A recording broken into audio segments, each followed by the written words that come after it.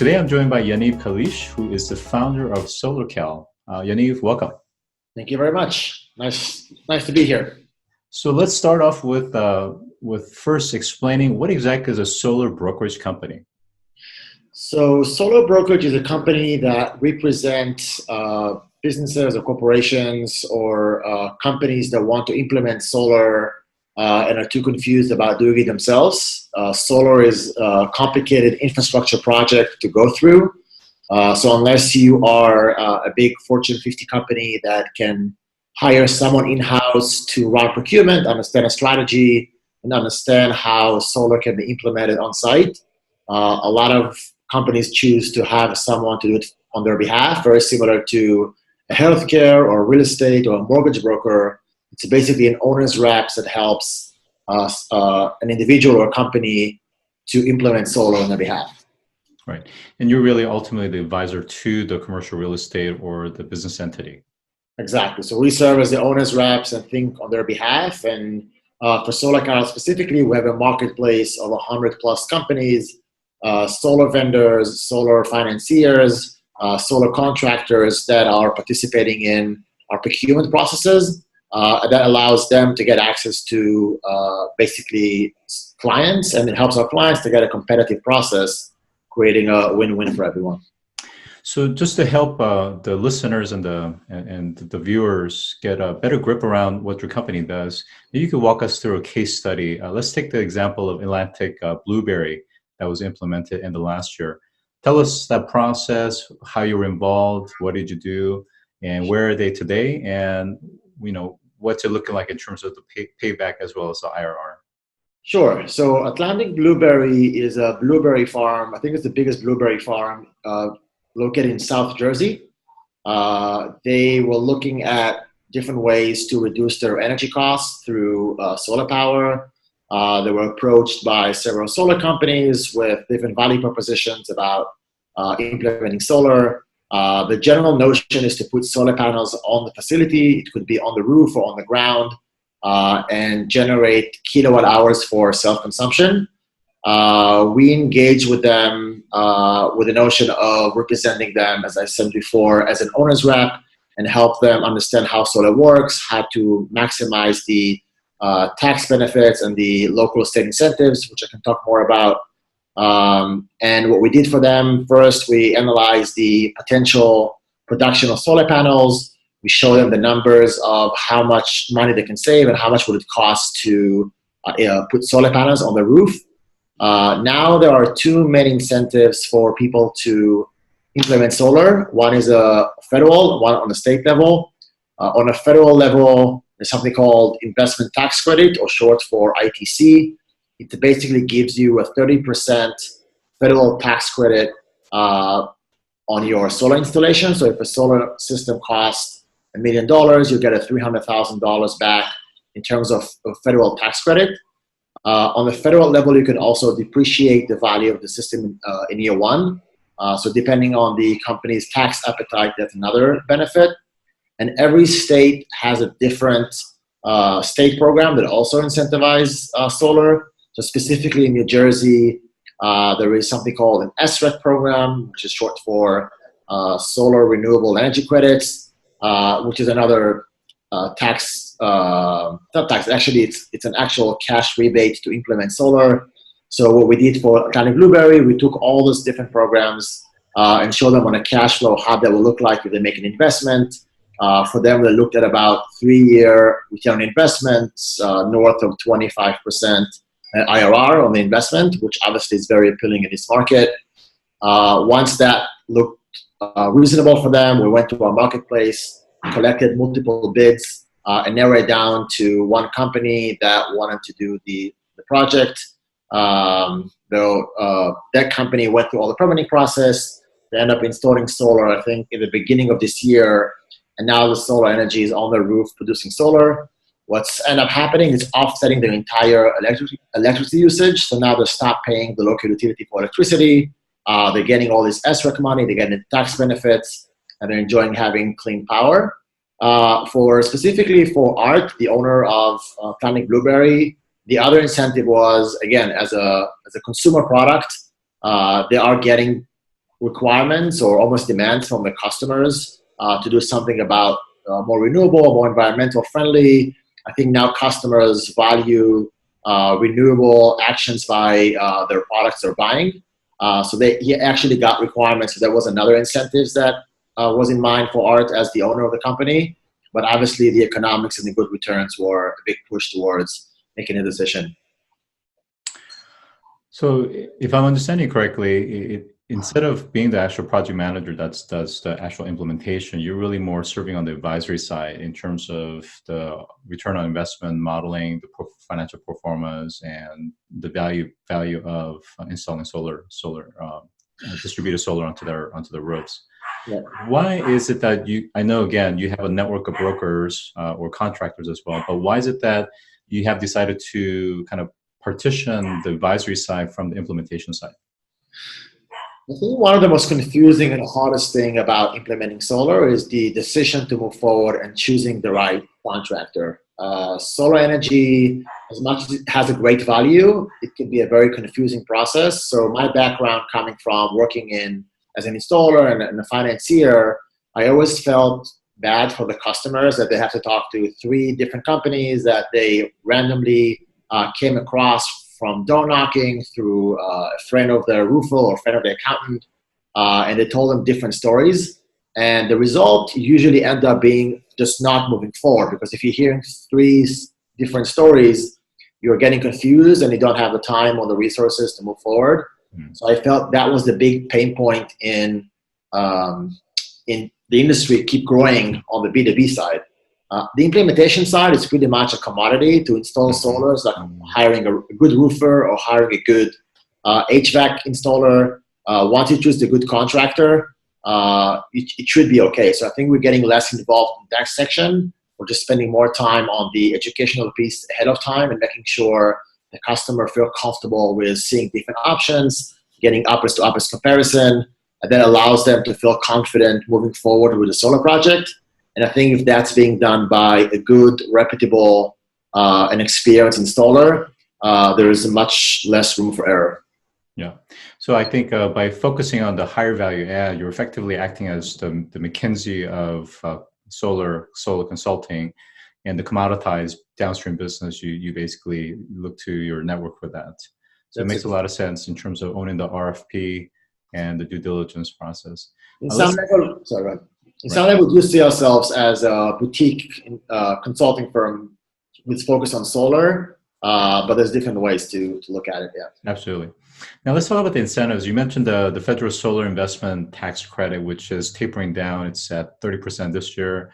It's going to eventually decrease down to 10% by 2022. What does this mean for solar installation specifically in the U.S.? So solar, the ITC or the investment tax credit was supposed to fade down in the end of 2016. The industry was ready for that.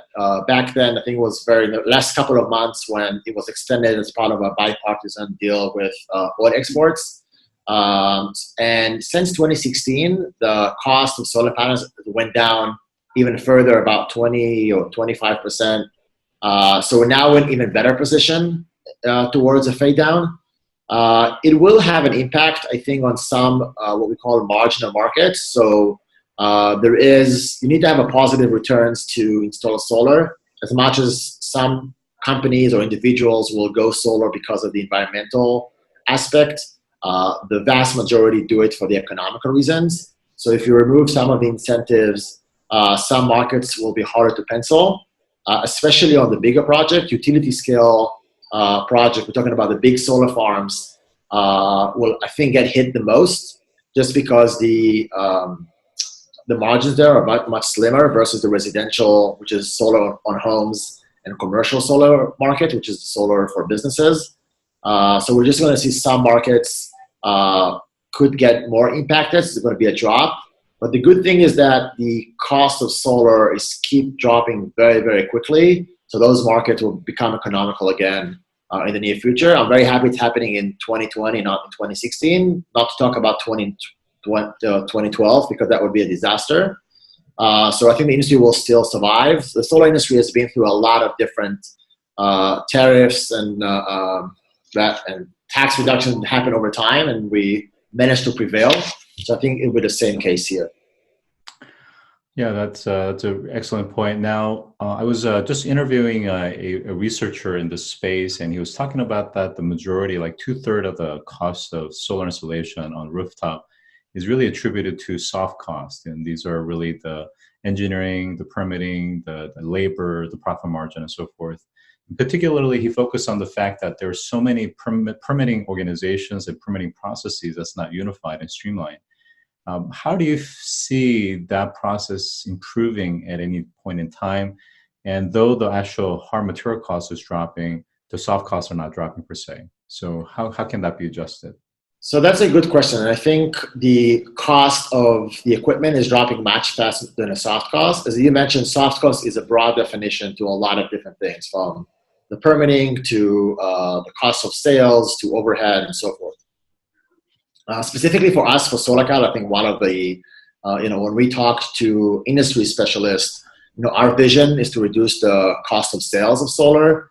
I think one of the issues that you see in solar on the soft cost side is the customer acquisition cost. That's exactly what SolarKal is trying to tackle. I could talk about the permitting thing later. Specifically for the customer acquisition cost, I think going back to what we talked in the beginning, if you have 4 or 5 different companies talking to each customer, it's just not efficient market, which costs a lot of agony on both sides. And the conversion rates are about 3% for installers. So for every 100 meetings it will have, they will close about 3 deals. So you can imagine how high these customer acquisition costs would be, and that they have to take that cost and bake it into future projects, which increase the value of the soft cost. So again, what we're trying to make is to make the market more efficient. Very similar, if you think about healthcare, we don't have 5 different underwriters going after the same client. You have kind of a middleman or a broker to create a more efficient market. So we hope, at least for us, to help the customer acquisition portion of the soft cost. As for the permitting, that has to be driven by state regulation. I think a lot of the local towns, there is a learning curve to be done about how to permit solar. If you're looking in Europe, countries like Germany, there is no permitting process on the building department side, just because very similar to roofing or to HVAC units, the responsibility lies with the installer, and it's basically just you have to register the system with the local town.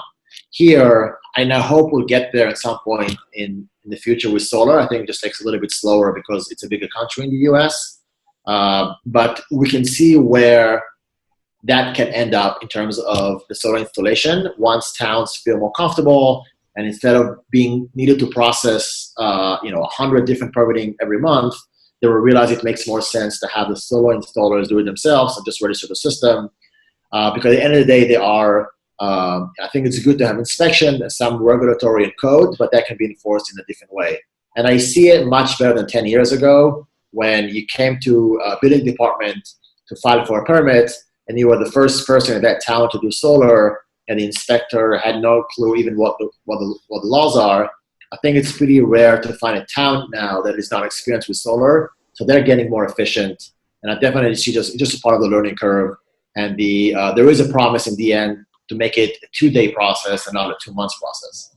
Great points. Let's talk a little bit about the tariff wars. There was a recent article about how Suniva as well as Solar World, who are both adamant about imposing solar panel tariffs to Chinese manufacturers, are now out of business. And of course, both of those that I reference are domestically based. So how is the solar tariff war affecting the marketplace and the demand?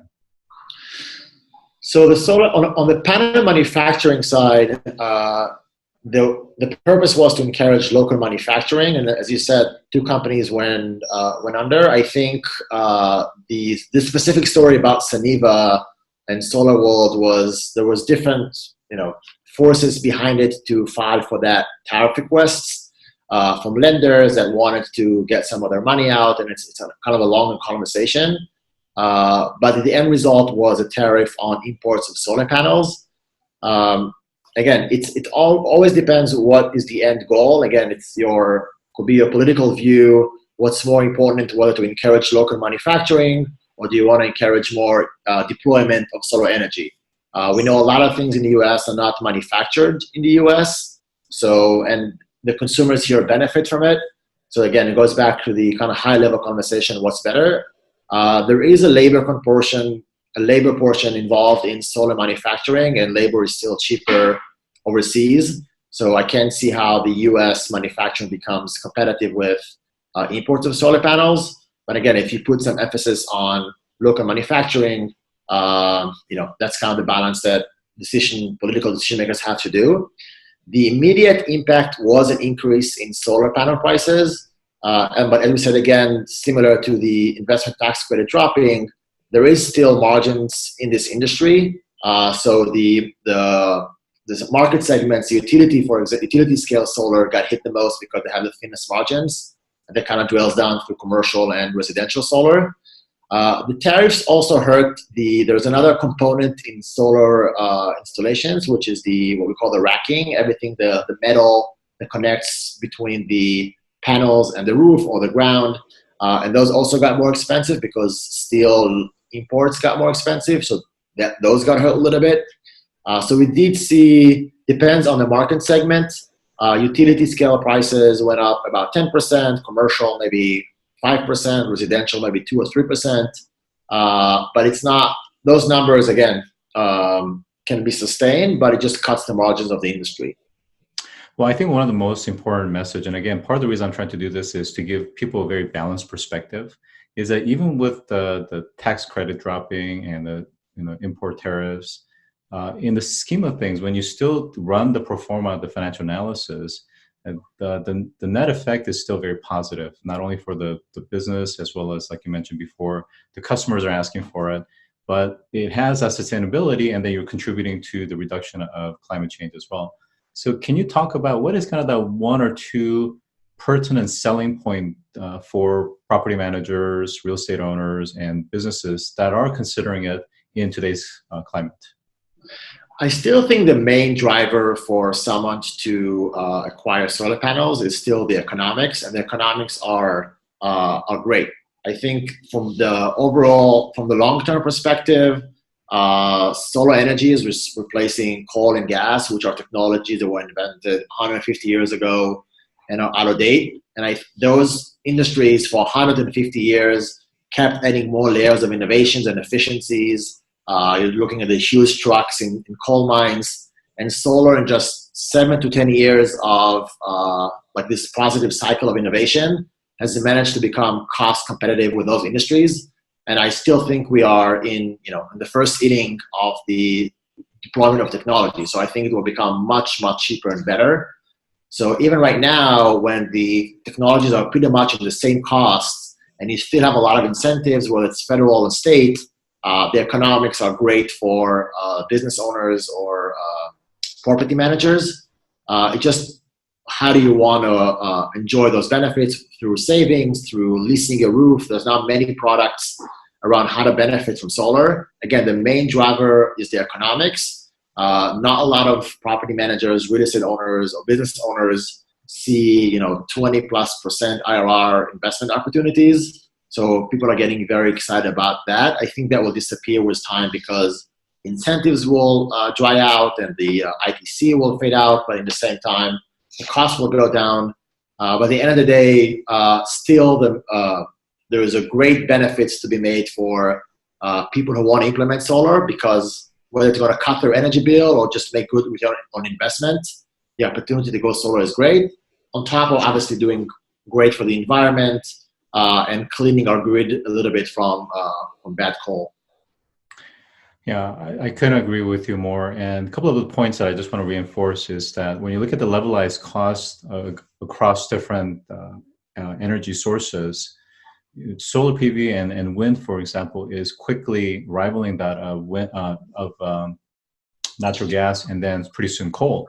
And you're right, we're just in the kind of early generation. And I was talking to, like I said, another researcher about some of the new developments around nanotech and things that's really helping to increase efficiency and address the degradation issues. So I think we'll start to see that at some point, the economics is going to be the key driver, where it's going to become even cheaper than coal. And at that point, it's going to be a no-brainer to switch over. So Solar right now is already cheaper than building a new coal plant. I think in a couple of years, to build a new solar power plant would be cheaper than to run a coal power plant. So that would be, That's the road. and let's talk about the positive circle of the industry. You put more solar, prices go down, you put even more solar. So we're seeing that great transition happening in the last decade. Another thing I want to add, people sometimes criticize, oh, solar is an incentivized industry. You guys are enjoying a lot of tax benefits. I want to say, generally speaking, energy forever has been a subsidized industry. Coal and gas, nuclear are getting a lot of benefits, and the benefit of solar are getting a drop in the ocean versus the amount of money those industries used to get until today. They're getting a lot of different benefits. There's a reason why, for example, oil in the US costs half as much as it costs in Europe. So it's just a balance that energy should be a subsidized industry in some level. And I think it's important to choose a technology which has a higher potential. And I'm happy to see the US government is supporting solar. Yeah, I agree.